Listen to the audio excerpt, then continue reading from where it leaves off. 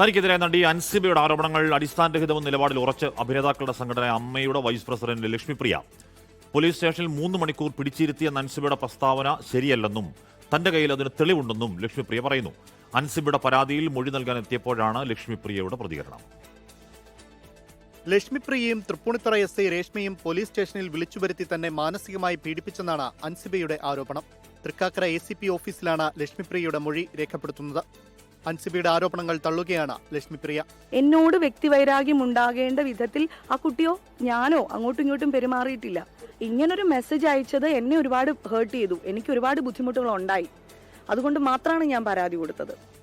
വ്യക്തികൾ തമ്മിലുള്ള പ്രശ്നത്തിൽ സംഘടന ഇടപെടേണ്ട ആവശ്യമില്ലെന്നും ലക്ഷ്മിപ്രിയ പറഞ്ഞു. പരാതിയിൽ ഇന്നലെ അൻസിബ തൃക്കാക്കര ACP ഓഫീസിലെത്തി മൊഴി നൽകിയിരുന്നു. അതേസമയം ടിനി ടോമിനെതിരെ അൻസിബ അമ്മയിൽ നൽകിയ പരാതി ഇതുവരെ പരിശോധിച്ചിട്ടില്ല. 24 കൊച്ചി.